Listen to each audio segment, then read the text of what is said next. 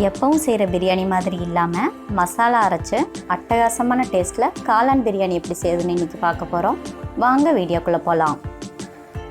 தேவையான பொருட்கள் டிஸ்கிரிப்ஷனில் கொடுத்துருக்கேன், பார்த்துக்கங்க.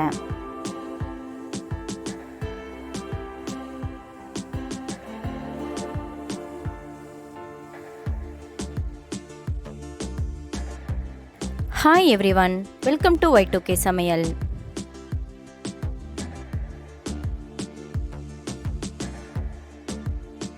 பிரியாணி செய்கிறதுக்கு நான் சாதாரண அரிசி தான் எடுத்திருக்கேன். 1/2 கிலோ அரிசியை 1 இல்லைன்னா 2 டைம் நல்லா வாஷ் பண்ணிவிட்டு அதை 1/2 மணி நேரம் அப்படியே ஊற வச்சிடலாம்.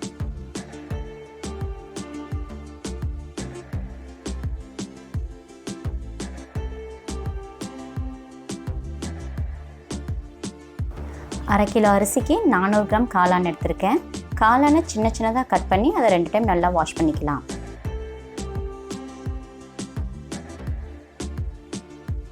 நம்ம கட் பண்ணுற காளான் மீடியம் சைஸில் இருக்கட்டும், ரொம்ப சின்ன சின்னதாக இருக்க வேண்டாம்.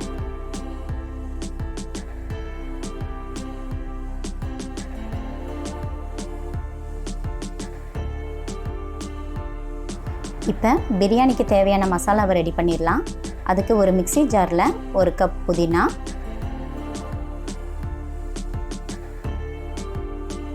1 கப் கொத்தமல்லி,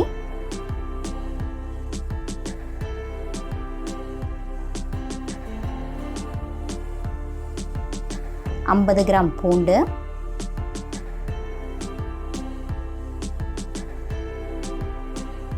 25 கிராம் சின்ன வெங்காயம், 3 வரமிளகா, 25 கிராம் இஞ்சி. இது எல்லாத்தையும் ஒன்றா சேர்த்து நல்லா பேஸ்ட் மாதிரி அரைச்சிடலாம். அடுத்தது பிரியாணி செய்ய ஆரம்பிச்சிடலாம். அதுக்கு குக்கரில் 4 table spoon cooking oil, 4 table spoon coconut oil ரெண்டையும் ஒன்றா சேர்த்து நல்லா சூடு பண்ணிக்கலாம். எண்ணெய் நல்லா சூடானதும் அதில் 3 பிரிஞ்சி இலை, 4 அன்னாச்சி பூ, 4 மலானி முக்கு, 4 துண்டு பட்டை, 3 கிராம்பு, 10 முந்திரி, 1/2 டேபிள் ஸ்பூன் சோம்பு எல்லாத்தையும் ஒன்றா சேர்த்து நல்லா வதக்கிக்கலாம். காளான் பிரியாணிக்கு நெய்யுக்கு பதிலாக தேங்காய் நெய் ஊற்றி சமைச்சு பாருங்கள். நீங்கள் செய்கிற பிரியாணியை கமகமான சூப்பராக இருக்கும். எல்லாத்தையும் நல்லா வதக்கியாச்சு. இப்போ அது கூட நீளமாக கட் பண்ணி வச்சுருக்கிற 3 பெரிய வெங்காயத்தையும் சேர்த்து நல்லா வதக்கிடலாம். வெங்காயம் நல்லா வெந்து ஒரு கண்ணாடி பதத்துக்கு வர வரைக்கும் அதை தொடர்ந்து வதக்கிட்டே இருக்கணும்.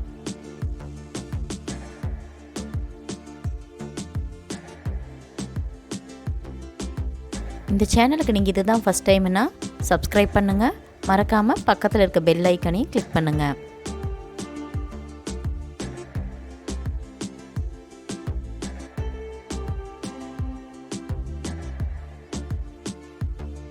பாருங்கள், வெங்காயம் நல்லா வெந்துருச்சு. இந்த ஸ்டேஜில் நம்ம கட் பண்ணி வச்சுருக்கிற 2 தக்காளியை ஆட் பண்ணி நல்லா வதக்கிடலாம்.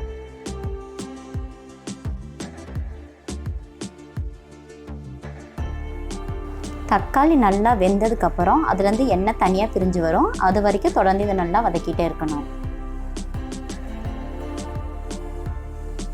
எண்ணெய் நல்லா தனியாக பிரிஞ்சு வந்துருச்சு. இந்த ஸ்டேஜில் அது கூட 3 ஏலக்காயும் சேர்த்து நல்லா வதக்கிடலாம்.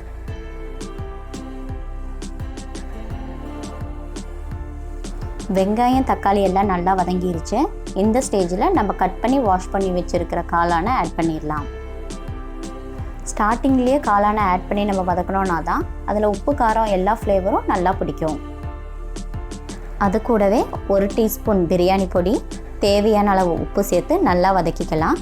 பிரியாணி பொடி ஆப்ஷனல் தான், உங்களுக்கு வேணும்னா நீங்கள் ஆட் பண்ணிக்கிங்க, இல்லைன்னா வரமிளகாவே கொஞ்சம் எக்ஸ்ட்ரா சேர்த்துக்கோங்க. காளான் லைட்டாக வெந்துருச்சு. இந்த ஸ்டேஜில் நம்ம அரைச்சி வச்சுருக்க மசாலாவையும் அதில் சேர்த்து நல்லா வதக்கிடலாம். மசாலாவை சேர்க்கும்போது அது கூட அடிஷ்னலாக எந்த தண்ணியும் சேர்க்க வேண்டியதில்லை. நம்ம அரைச்ச மசாலாவும் காளானும் சேர்த்து ஒரு 10 நிமிஷம் நல்லா வேகட்டும். அப்போ தான் நம்ம செய்கிற பிரியாணியோட டேஸ்ட்டு நல்லாயிருக்கும். 10 நிமிஷம் ஆயிடுச்சு. இப்போ நம்ம ஊற வச்ச அரிசியை இது கூட ஆட் பண்ணிடலாம். அரிசியை ஆட் பண்ணதுக்கப்புறம் அரிசி நல்லா மசாலா கூட சேர்ந்து ஒரு 10 நிமிஷம் நல்லா வேகட்டும். காளான் வேகும்போது எப்போவுமே தண்ணி விடும், அதனால் இது வரைக்கும் நம்ம இன்னும் தண்ணியவே ஆட் பண்ணலை.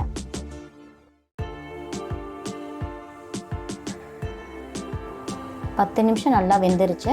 இந்த ஸ்டேஜில் நமக்கு பிரியாணிக்கு தேவையான அளவு தண்ணி ஊற்றிடலாம். நார்மலாக ஒயிட் ரைஸ்க்கு எந்த அளவு தண்ணி ஊற்றி சமைப்பீங்களோ அந்த அளவுக்கு தண்ணி ஊற்றினா போதும். எக்ஸ்ட்ரா எந்த தண்ணியும் ஆட் பண்ண வேண்டியதில்லை. பிரியாணி நல்லா கொதி வர ஆரம்பிச்சிருச்சு. இந்த ஸ்டேஜில் 1 டேபிள் ஸ்பூன் லெமன் ஜூஸ் ஊற்றி ஒரு டைம் நல்லா கிளறி விட்டு குக்கரை மூடிடலாம்.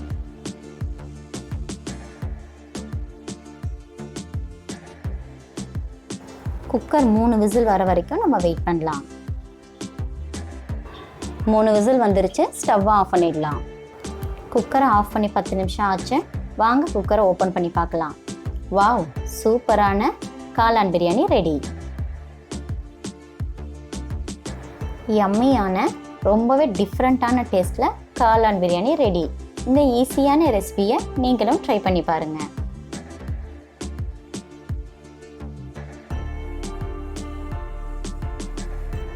இந்த ரெசிபி உங்களுக்கு பிடிச்சதுன்னா லைக் பண்ணுங்கள், ஷேர் பண்ணுங்கள், கமெண்ட் பண்ணுங்கள், மறக்காமல் சப்ஸ்கிரைப் பண்ணுங்கள். மறுபடியும் இன்னொரு ரெசிபியில் பார்க்கலாம். தேங்க்யூ.